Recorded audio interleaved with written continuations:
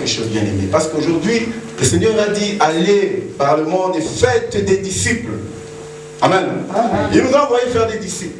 Ça veut dire des gens qui vont le suivre, qui vont marcher selon la voie du Seigneur.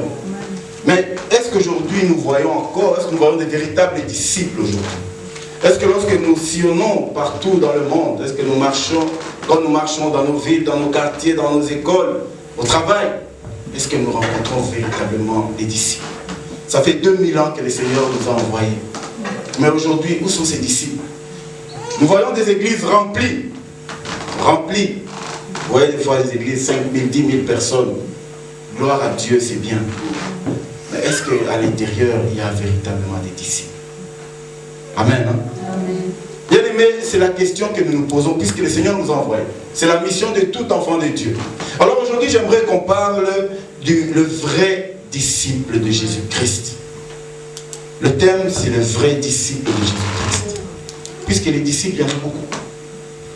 Le diable aussi a ses disciples. Vous savez, lorsque tu es quelque part, lorsque tu es le leader quelque part, même dans le monde des ténèbres, tu as toujours des disciples derrière toi. Amen. Le mot disciple n'est pas nécessairement lié à l'enfant de Dieu ou à la parole de Dieu, non. Le mot disciple est lié à tous ceux qui sont en train de suivre les pas des maîtres. Amen. Amen. Alors, bien aimés, nous suivons les pas de notre maître qui est Jésus-Christ. Et nous sommes appelés disciples par rapport à Jésus-Christ. Nous ne sommes pas appelés disciples par rapport à Mahomet, nous ne sommes pas appelés disciples par rapport à un autre, mais par rapport à Jésus-Christ. Alors le vrai disciple, puisqu'aujourd'hui on a tellement de disciples, il y a tellement d'églises, tellement. Mais les véritables disciples, où sont-ils? Alors nous allons parler de vrais disciples. Et pour ça, j'aimerais qu'on lise un texte qu'on connaît déjà. C'est Jésus qui a parlé de ça, tout le monde connaît ce texte. C'est dans Jean chapitre 4, versets 23 à 24. C'est un texte qui est devenu, malheureusement, bien aimé, je constate que ce texte est devenu tellement basique. Les gens l'ont pris de manière tellement banale, tellement qu'on répète. Amen. Hein? Mais vous savez, Jésus, il y a quelque chose qu'il y avait en Jésus. Et ça, c'est quelque chose qu'on doit savoir. Jésus, quand il parlait des choses tellement simples pour expliquer des choses tellement profondes. Les choses les plus grandes, Jésus les expliquait avec des mots très très simples. Et il nous dit la parole. Ici, vous connaissez, Jésus rencontre la femme samaritaine. Et quand il parle avec elle, un moment, on connaît l'histoire, la femme qui demandait de l'eau, tout ça. Bon, Jésus lui dit que je suis la source d'eau vive. Et après, Jésus va lui dire, Jean chapitre 4, oui, on peut lire à partir du verset 23. Jean 4, 23. Oui.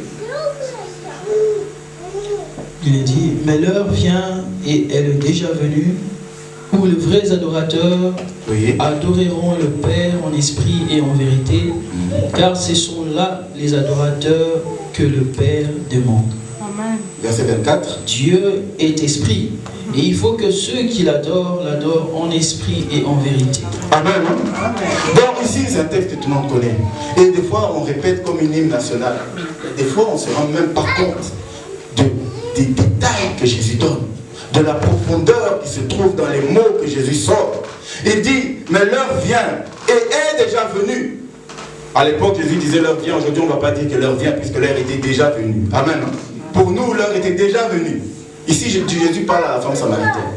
Il dit que l'heure vient et est déjà venue où les vrais adorateurs adoreront le Père en esprit et en vérité. Ils adoreront qui? Le Père. Bien aimé, faites attention les détails que Jésus donne. Il dit, les vrais adorateurs adoreront le Père. Lui, Jésus, il était qui? Le Fils. Amen. Adorons le Père en esprit et en vérité. Aujourd'hui, on a tellement entendu ça dans les églises que c'est devenu une hymne nationale. Tout le monde connaît. Oui, l'heure est venue, on adorera le Père en esprit et en vérité. Mais est-ce qu'on comprend ce que cela veut dire? Parce que Jésus va répéter 2 fois. Au verset 24, il dit encore, Dieu est esprit. Il faut que ceux qui l'adorent en esprit et en vérité. Alors bien aimé, parlons un peu d'adorer. Parce que souvent aujourd'hui, quand on parle des adorateurs, on fait allusion à comment d'aujourd'hui. Quand on parle des adorateurs, qu'est-ce qu'on voit directement? On voit, amen, hein? Aujourd'hui, quand on parle des adorateurs, on voit directement, tu vois les chantres. Ah, ils s'appellent les adorateurs. Alors toi qui viens à l'église, toi tu es qui?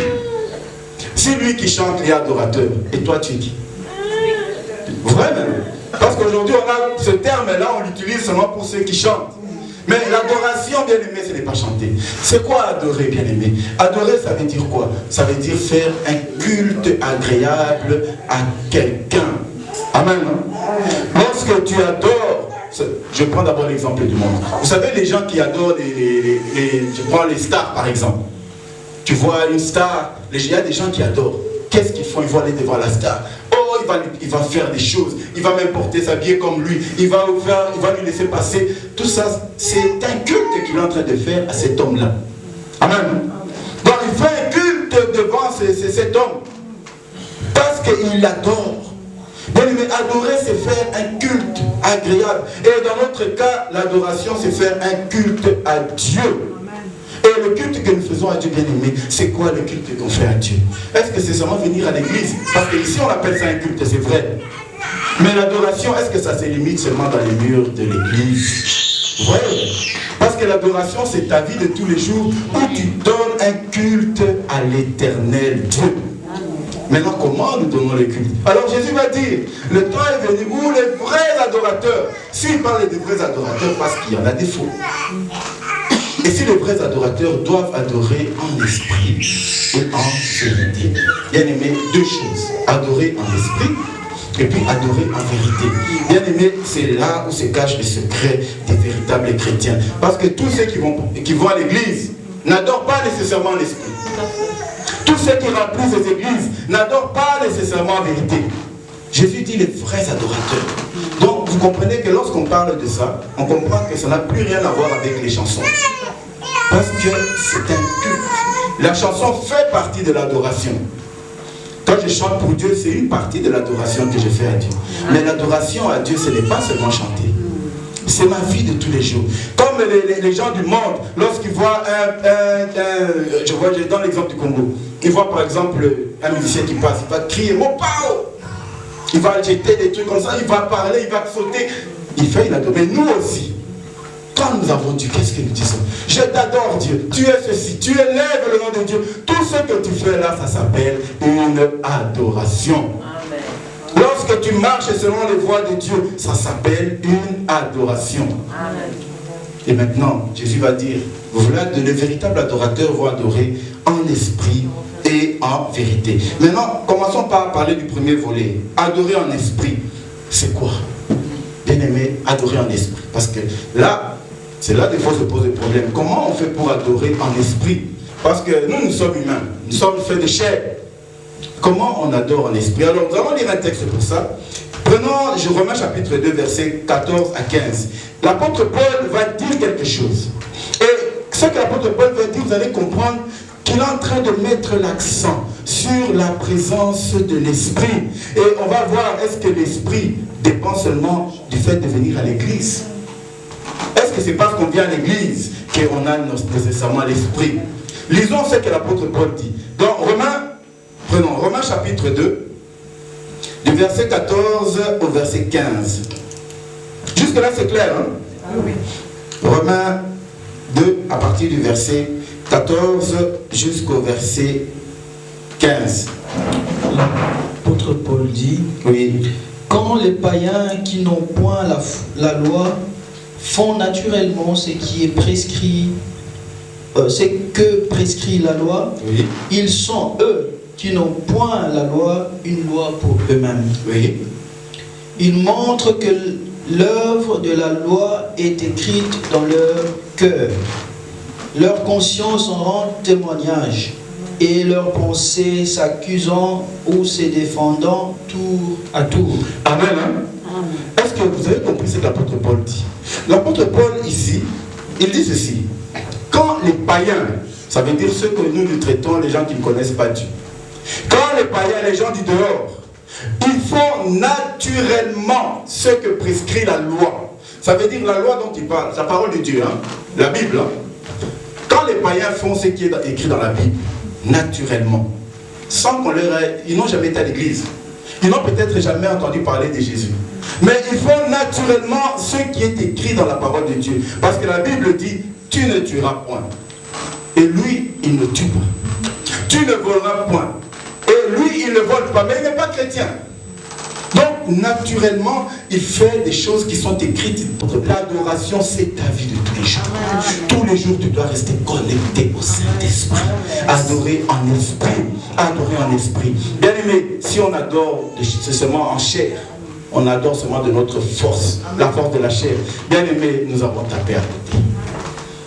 Même si tu fais des bonnes œuvres pour l'Église, même si tu construis des grandes églises, des grands bâtiments, même si tu fais des choses pour Dieu, si c'est seulement dans la chair, tu as tapé à côté. On doit adorer Dieu en esprit. Amen. Être connecté au Saint-Esprit. Parce que l'apôtre Paul, si les païens, eux, peuvent faire du bien alors qu'ils ne connaissent pas la parole de Dieu. Et bon, toi qui as reçu le Saint-Esprit, tu te dis, ah non, ici, Papa Eric n'est pas là. Il n'y a personne, tu regardes à côté, il n'y a personne de l'église, il n'y a personne de la DJC. Amen. Amen. Tu dis, je peux faire ce que je veux, il n'y a personne de la DJC. Amen. Hein? Ça nous arrive des fois. Tu es là, tu te dis, il n'y a personne de l'église ici. De toute façon, personne ne va me juger. Mais je vais te dire, il y a quelqu'un de l'église à côté de toi. Il y a le Saint-Esprit de cette église qui est avec toi là-bas. Amen. Le Saint-Esprit qui est partout, il est de cette église aussi. Il est de l'église, de n'importe quelle église. Là où tu es, tu crois que tu es seul. Le Saint-Esprit est avec toi. Amen. Le Saint-Esprit est là. ADJC est avec toi. Le pasteur, oui, moi je ne suis pas là. Mais lui, il est là. Alors bien aimé, quand on veut adorer Dieu, on l'adore en esprit dans tout ce qu'on fait. On ne se dit pas qu'ici je peux faire ce que je veux. D'ailleurs, là-bas je peux faire ce que je veux. D'ailleurs, non. Si tu es un enfant de Dieu véritable, comme le thème vient de dire aujourd'hui, le vrai disciple de Jésus-Christ, le vrai disciple, tous les jours, son esprit reste connecté. Bien aimé, c'est pourquoi aujourd'hui on remplit des églises, on remplit des lieux de culte, on remplit des lieux de culte, mais on remplit des lieux de culte avec des hommes et des femmes charnels qui remplissent les lieux de culte. Ils sont là, ils pleurent, vous croyez qu'ils pleurent parce que c'est le Saint-Esprit? Non, ils pleurent parce qu'il a ce problème qui les dépasse. Il vient pleurer à l'église. Vous croyez que c'est le Saint-Esprit? C'est pas le Saint-Esprit. Il fait froid. Il fait froid, toi tu crois que c'est le Saint-Esprit. Non, mais quand tu es connecté avec le Saint-Esprit, bien aimé, ça n'a rien à voir. Qu'il fasse chaud, qu'il fasse froid, tu seras là. Amen. Connecté au Saint-Esprit. Adorer Jésus en esprit. Arrêtons de faire bien aimé. Quand vous voyez le pire aujourd'hui, quand on regarde des clips. Tu regardes des clips religieux des enfants de Dieu, chrétiens, les chrétiens. Tu vois les chrétiens dans les clips, comment ils pleurent. Tu dis, waouh. Quand il finit seulement de pleurer, là seulement, Bakati caméra, parce que, les parents tout ça, parce qu'il n'a rien d'esprit là-bas. Il veut qu'on le voit. Bien aimé, nous on peut te voir. Amen. On peut te voir, nous on peut te voir, on va te voir. On va te voir. Si c'est bien, on va te féliciter. Mais le Saint-Esprit, est-ce que lui aussi te dit bravo? Alléluia. Est-ce que le Saint-Esprit te dit aussi félicitations? Est-ce que le Saint-Esprit te dit que tu as bien fait? Nous les hommes, on va dire tu as bien fait parce qu'on ne sait pas ce qu'il y a derrière. Mais adorer le Seigneur en esprit, c'est le plus important. Amen. C'est pourquoi Jésus tire la sonnette d'alarme. Le temps viendra. Vous pouvez nous dire que nous on adore notre Dieu comme ça. Nous on adore notre Dieu comme ça. Nous on adore notre Dieu, il faut tout là. Nous on adore notre Dieu, on doit... Oui, tout ça c'est bien. Mais, si ce n'est pas en esprit, tout ça est vain. Tout ça est nul. Bien-aimés, adorons le Seigneur en esprit. Amen. Le Seigneur nous connaît. Il te voit. Il est avec toi partout où tu vas. Il est avec toi. Adore le Seigneur en esprit. Et bien-aimés, comment voulons-nous que toutes nos affaires marchent? Que tout aille de l'avant? Que les obstacles tombent dans nos vies? Si chaque fois, on dit qu'on va marcher en esprit, mais quand on est seul, on tourne le dos. Quand on vient devant les hommes, on fait semblant. Le Seigneur dit non. Marcher en esprit.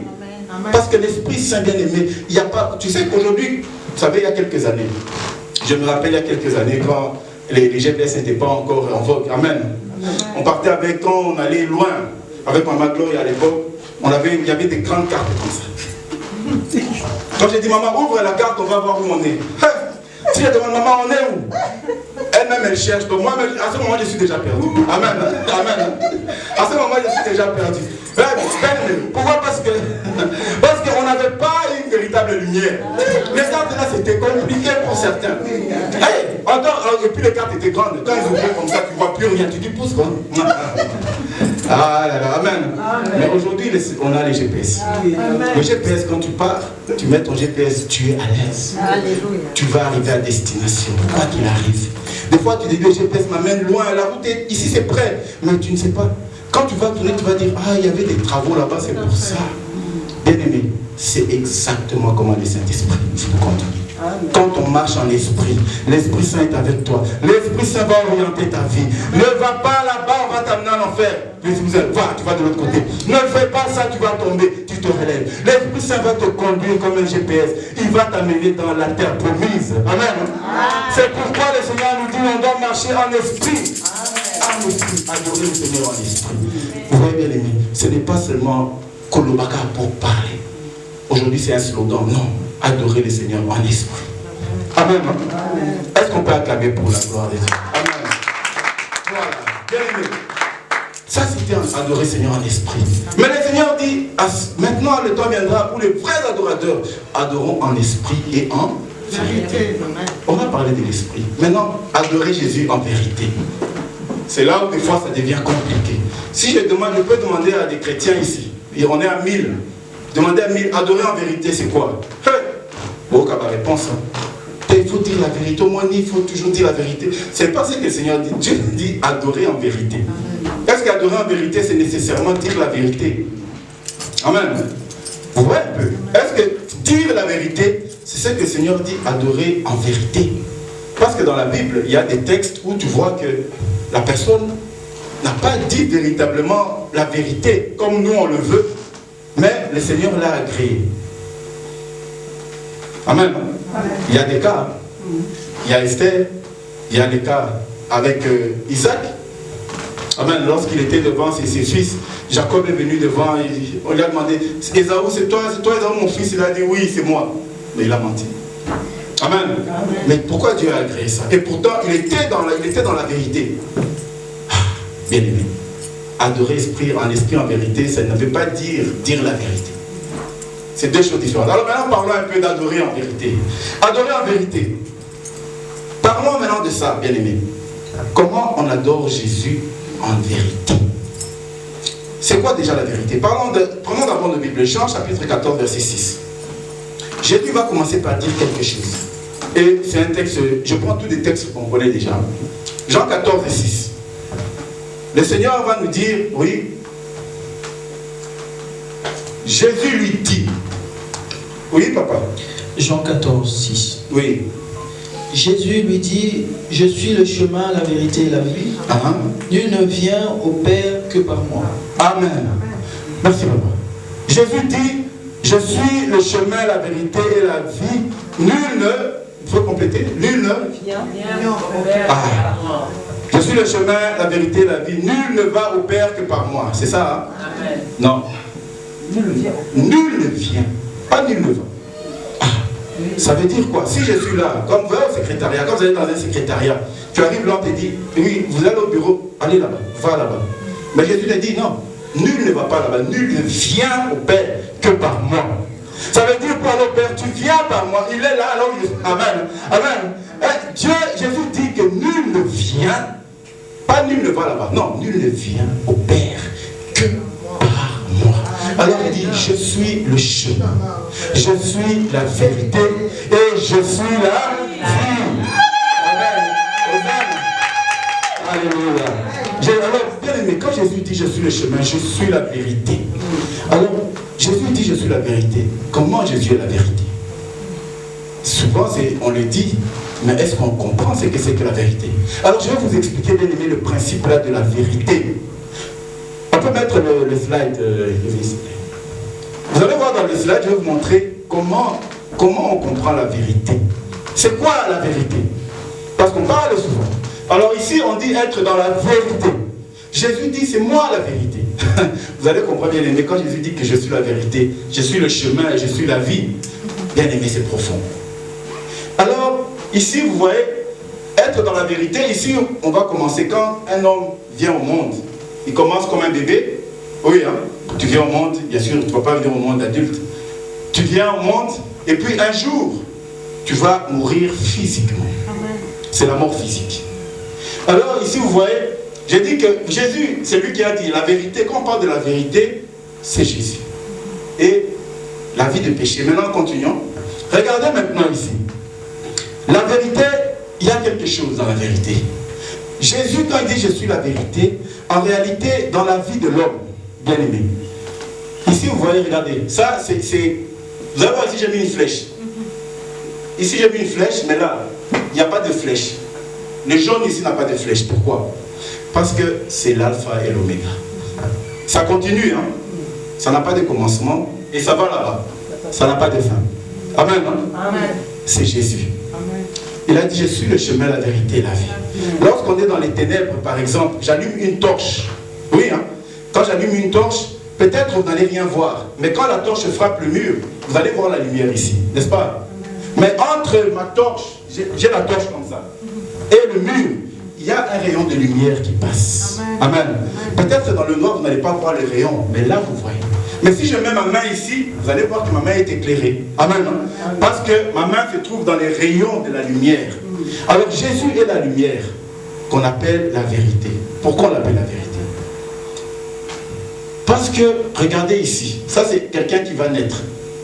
Tu viens au monde, les gens sont venus au monde, les trois là, ils sont venus au monde le même jour, on suppose. Et ils vont mourir tous le même jour. Alors, regardez le premier.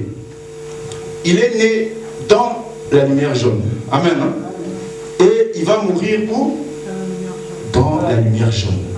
Ça veut dire, c'est un enfant qui est venu dans le monde, dans une famille chrétienne. Amen. Amen. Tu es venu dans le monde, les parents connaissaient Dieu. Tu avais déjà la couverture de Dieu. Amen. Amen. Il évolue et il continue sa vie, il va jusqu'à ce qu'il meure. Il reste dans le Seigneur. Amen. Amen.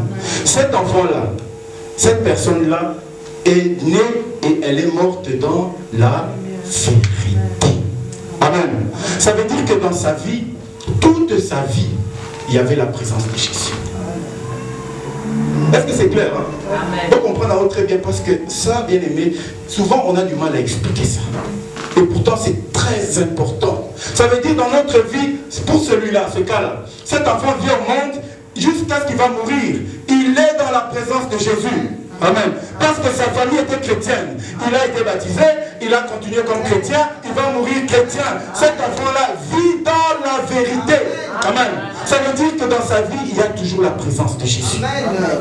C'est ça. Ça, c'est le premier cas. Maintenant, regardons le deuxième cas. Ça, c'est le deuxième enfant rouge. Je ne sais pas rouge, c'est quelle nationalité, mais c'est rouge. Cet enfant, il est né dans la vérité. Famille chrétienne. Une famille qui connaît Dieu. Il a évolué dans la vérité, mais un jour, paf, il fait naufrage à la foi. Il abandonne la foi. Il abandonne le Seigneur. Amen. Amen. Il va abandonner le Seigneur. Et jusqu'au jour où il va mourir, il meurt où? Dans les péchés. Il a quitté la vérité, il est mort dans les péchés. Vous voyez le premier cas, le deuxième cas. Donc cet enfant, dans sa vie, un moment, il y avait la présence de Jésus. Et un jour, la présence de Jésus disparaît. Et il meurt. Ça, c'est le deuxième cas. On va voir où vont aller tous ces gens. Et le troisième cas, oui, c'est l'enfant vert. Lui, il est né dans le péché. Dans une famille de drogués, une famille de voleurs, une famille de menteurs, une famille de tous les péchés. Là, il y a tous les péchés du monde. Mais un jour, cet enfant-là grandit, un jour, paf, il connaît le Seigneur. Dieu le fait grâce. Amen. Amen, hein? Amen. Et il va rester dans le Seigneur jusqu'au jour où il va mourir. Amen. Maintenant, on a trois cas, non? Où il y aura tous ces trois? Le premier, regardez. Oui, la suite. Voilà. Le premier qui était né dans la vérité et il meurt dans la vérité, il a la vie éternelle. Amen. Amen. Le deuxième qui était né dans la vérité, dans une famille chrétienne, et un jour il abandonne la foi. Qu'est-ce qu'il attend? C'est quoi? La La mort éternelle. Alors que le troisième, il était né dans le péché. Et un jour, il va mourir dans le Seigneur. Et qu'est-ce qu'il a là? La vie éternelle. Ah, bon.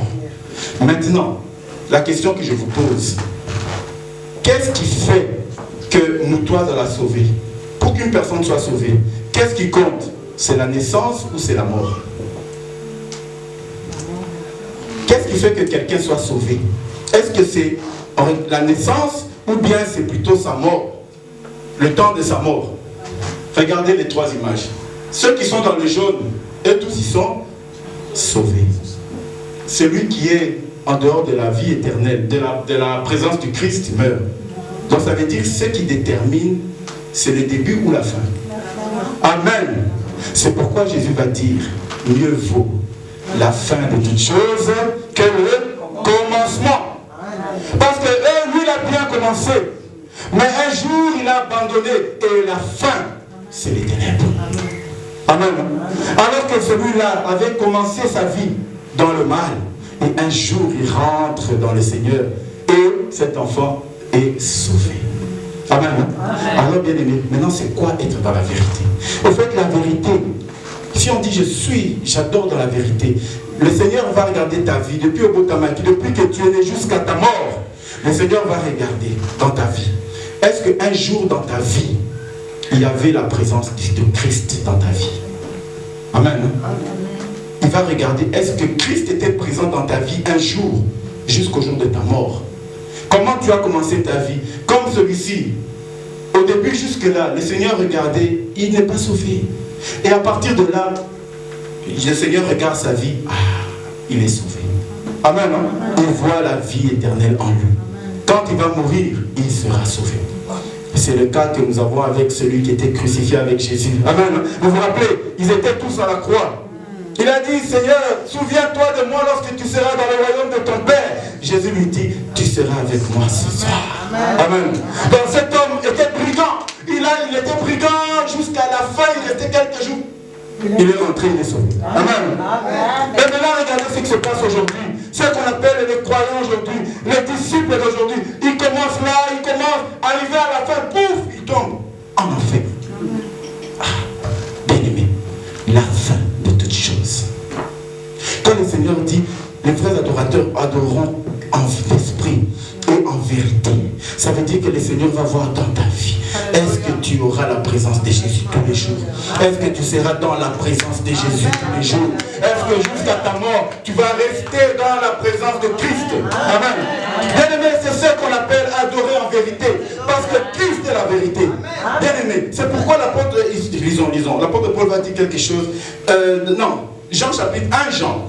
Premier épître de Jean, 1 Jean chapitre 5 verset 20. Bien aimé, écoutez ce que nous dit la parole. 1 Jean chapitre 5 verset 20. 1 Jean 5, 20. 1 Jean chapitre 5, 20, oui. Il est dit, nous savons aussi que le Fils de Dieu est venu et qu'il nous a donné l'intelligence pour connaître le véritable. Oui. Et nous sommes dans le véritable en son Fils Jésus-Christ. Ah, est-ce qu'on peut répéter? Oui, car, c'est ça, hein? Oui. Car le Père aime le Fils et lui montre tout ce qu'il a fait, c'est ça? Oui, oui. Non. Vous avez dit 1 Jean. 1 Jean, pas Jean, c'est 1 Jean. 1 Jean. 1 Jean, donc 20. Oui. Écoutez très bien ce que la Bible dit. Écoutez très bien, s'il vous plaît. Nous savons aussi que le Fils de Dieu est venu, oui, et qu'il a donné l'intelligence pour connaître le véritable. Oui. Et nous sommes dans le véritable en son Fils Jésus-Christ. Amen. Merci papa. Donc, il dit que le Seigneur nous a donné l'intelligence de connaître que nous sommes où? Dans le véritable. Bien aimé, le véritable c'est quoi? Qu'est-ce que c'est que véritable? Véritable c'est quelque chose, c'est ce qui est conforme à la vérité. Amen. Ça veut dire quand la vérité t'a dit quelque chose, quand tu arrives à la fin des résultats, tu es dans le véritable parce que tout ce qu'on t'avait dit c'était vrai. Amen. Amen. Je vais donner un exemple. Je prends l'exemple pasteur Grâce par exemple. Il est pasteur aujourd'hui. Avant de devenir pasteur, il est rentré dans un chemin. Le chemin où il a appris la parole. Où il a compris la parole. Il a marché dans le Seigneur. Tout ce qu'il apprenait là, c'est ce qu'on appelle la vérité. Amen. Il marchait dans la vérité. Il écoutait la vérité. Et le résultat de cette vérité, c'est ce qu'on appelle le véritable. Aujourd'hui, il est pasteur véritable. Amen. Parce qu'il a demeuré dans la vérité. Amen. Amen. Bien-aimé, aujourd'hui, bien-aimé, si tu as étudié, tu as un diplôme. Aujourd'hui, le diplôme que tu as, si on te demande, parle-moi de la vérité de ta vie, la vérité de ta formation, tu vas l'expliquer. J'ai commencé première année à telle, deuxième année, j'ai fait ça. Donc, ça dit, tout ce que tu as appris là, c'était la vérité. Et ça va t'amener dans le véritable. Amen. Amen. Donc, Jésus, quand on dit Jésus est la vérité, ça veut dire Jésus est le chemin qui amène au véritable, qui est Dieu. Amen. Amen. C'est pourquoi, bien-aimé, Jésus dit, je suis la vérité. Quand il dit, je suis le chemin, je suis la vérité, c'est la même chose. Amen. Amen. Donc, la vérité, c'est le chemin qui t'amène vers ce qui est véritable. Donc, ce que là où tu vas arriver, tu vas trouver que ce qu'on t'avait dit, c'est conforme à là où tu te retrouves. Amen. Amen. Quand Jésus te dit que tu seras sauvé, tu auras la vie éternelle, c'est Jésus qui nous a appris tout ça. Amen. Quand tu marches en Jésus, tu vas arriver un jour, tu es dans la vie éternelle, tu es sauvé dans tout ce qu'on t'avait dit, s'accomplit. Donc la vérité t'avait dit que tu seras dans le véritable. Amen. Bien aimé, c'est pourquoi Jésus dit, les vrais adorateurs doivent adorer pas seulement l'esprit, mais en vérité. Ça veut dire que tu dois demeurer dans la présence de Christ. Cette présence, c'est cette présence qui va te faire comprendre qui est le Seigneur. Va te faire comprendre la vie éternelle. Comment marcher ta vie. Comment fonctionne la vie. Comment tout ça, un jour, tu vas te retrouver dans le véritable. C'est pourquoi la parole de Dieu nous dit que, il dit, nous sommes dans le véritable. Celui qui est le véritable Dieu. Amen. C'est pourquoi il a dit le Dieu véritable. Ça veut dire la vie éternelle, bien aimé. Il n'y a que Jésus qui est le chemin qui peut t'amener vers le véritable. Alors, bien aimé, aujourd'hui, où sont passés tous ces disciples? Tu te dis disciples, mais en toi, la vérité n'est pas. Ça veut dire on cherche la vie de Christ, on ne voit pas. La vie de Christ, c'est une vie conforme, une concordance. Quand on voit Christ, on te voit, c'est la concordance. Amen. Amen. Mais on te dit, tu es disciple, tu adores Christ, mais lorsqu'on te regarde, on ne voit pas la vérité. Alléluia. Alors aujourd'hui, on va chercher des excuses. On peut retourner dans le slide, Christ. On trouve des excuses. Vous voyez des serviteurs qui se comportent comme ils veulent devant le monde entier. Et ils sont là, oh, nous avons battu la kamitéma. Mais Dieu regarde aussi si tu es dans la vérité. Amen. Amen. Dieu regarde si tu es dans la vérité. Parce qu'il vaut mieux la fin de toute chose que le commencement. Tu avais commencé comme serviteur, mais tu te retrouves là, tu seras en enfer. Tu as commencé comme serviteur. Tu as abandonné. Tu as abandonné. Et c'est toi qui viens expliquer à tout le monde comment Dieu regarde ton cœur. Mais où est ton cœur? Parce que lorsqu'on regarde le véritable, est-ce que tu es dans la vérité? Qu'est-ce que tu es dans? Est-ce que tu es conforme à Christ? Tu n'es pas conforme à Christ. Bien aimé, les vrais serviteurs, où sont-ils? Les vrais disciples de Jésus-Christ. Aujourd'hui, on vient à l'église, on entend, on écoute le message, mais on écoute juste pour le moment là. Quand on quitte l'église, on oublie. Le message que le Seigneur nous donne, on oublie. Bien aimé, la parole de Dieu s'appelle la parole éternelle. Amen. Vous savez, quand Dieu donne la parole, ce n'est pas une parole d'un moment, c'est une parole éternelle. Si l'église, tu tournes le dos, tu vas faire naufrage. Tu vas faire comme le deuxième. Tu avais commencé, baptisé, chrétien. Et un jour, la mort éternelle. Parce que tu as abandonné. Tu n'es pas resté dans la vérité. Christ est la vérité, bien-aimé. Christ est cette vérité, ce chemin qui va t'amener à la vie éternelle. Amen. Ce chemin qui va t'amener auprès du Père. Si tu ne restes pas dans la vérité, tu peux adorer Christ comme tu veux. Tu peux chanter comme tu veux. Tu peux prier comme tu veux. Tu peux venir à l'église comme tu veux. 7 fois par jour, tu peux venir. Mais si la vérité n'est pas en toi, quand le Seigneur regarde ta vie, est-ce que la lumière est dans ta vie? Ça, c'est la lumière, bien-aimé. Est-ce que dans ta vie, comment tu as fini ta vie? Le Seigneur ne va pas regarder le début. Tu peux naître d'une famille de sorciers. Oh, dans ma famille, il y a trop de sorciers. Oui. Dans ma famille, il y a trop de démons. Oui. Dans ma famille, il y a des magiciens. Oui. Oui. Mais toi, parce que le Seigneur ne va pas te juger en famille. Il ne va pas appeler famille telle, venez ici en famille. Je vais vous juger. Non. Le bien-aimé, c'est individuel. Amen. Tu seras devant Dieu toi-même. Sans ton père, sans ta mère, sans tes frères, sans tes soeurs, sans tes enfants. Seul. Quand le Seigneur va regarder, est-ce que la lumière était dans ta vie? Comment tu as fini? Oui, tu as mal commencé. Oui, tu étais dans le mal. Il y avait du mal dans ta famille. Il y avait vraiment du mal. Oui, c'est vrai. Tout ça, c'est vrai. Mais toi, la fin. Amen. La fin de ta vie. Est-ce que tu étais dans la lumière? Bien aimé. Vous savez, des fois, j'ai eu à discuter une fois avec un frère qui me disait, lorsqu'on regarde le récit de ce brigand qui est à côté de Jésus, on voit que Dieu, il est injuste des fois. Mais Dieu n'est pas injuste. Dieu est dans ses principes. Amen. Alors, vous savez, il y a des gens qui disent que je vis seulement là. Je peux vivre comme je veux. Mais lorsque je veux m'approcher de la mort, je vais vite remonter, je rentre dans la lumière et je serai sauvé. Amen. Il y a des gens qui pensent comme ça. Mais tu as la garantie que tu auras le temps? Est-ce que tu as la garantie que tu auras le temps de te repentir? Amen. Ceux qui sortent, accident, ils meurent. Est-ce qu'il avait prévu? Est-ce qu'il avait le temps? Bien aimé, nous soyons toujours prêts.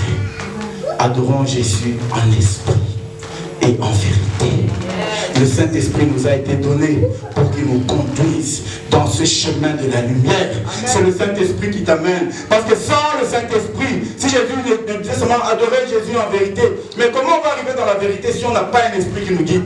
Le Saint-Esprit te fait sortir de là, il te fait marcher dans la vérité. Tu marches dans la vérité, tu demeures, c'est le Saint-Esprit. Et si le Saint-Esprit te maintient dans la lumière, tu restes dans la vérité. Amen. Jusqu'à ta mort, tu restes dans la vérité. Bien aimé, si on marche sans le Saint-Esprit, vous voyez ce qu'on va faire? On va faire ça. On monte, on descend. On monte, on descend. On monte. Et un jour, paf, et la mort te trouve. C'est ce que le diable fait. Vous savez, quand la Bible nous dit que dans l'Apocalypse, on parle des 4 cavaliers de l'Apocalypse. Le 4e cavalier qui est le cheval pâle. La Bible nous dit que celui qui le monte, c'est la mort. Et il est accompagné du séjour de mort.